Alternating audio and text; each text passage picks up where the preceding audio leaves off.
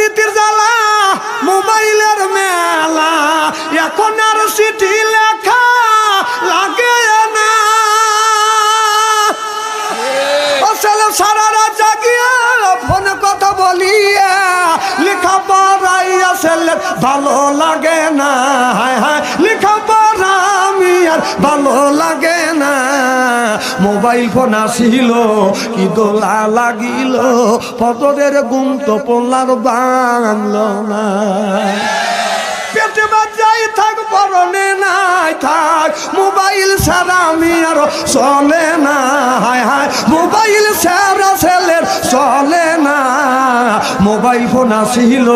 কি দোলা লাগিল ফজরের ঘুম তো পড়লার বাংলো না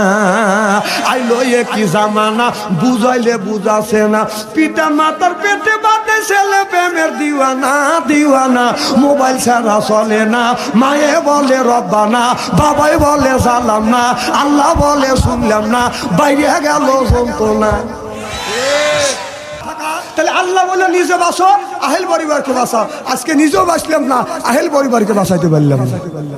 বাংলাদেশের কিছু লোক নামাজ নাই রোজা নাই কয়ে আমি উপাস হয়ে বসে আছি ওহে দয়াময় পারে লয়ে যাও আমায় তুমি পারে তো বের পারো না কাক পারে নিবি হ্যাঁ বদমাইশি বাদ দেও নিজেই পারে তো বের পারবে না তোকে পারে নিবে কেটা তুই তো নামাজ পড়িস না রোজা রাখিস তোর গাঁওতে হলো পাঠা পাঠা গন্ধ ওঠা কও না কে ও কি কইছে বলবো কি একটু সোনা দিলে হয় মুসলমান নারী জাতির কিবা বিধান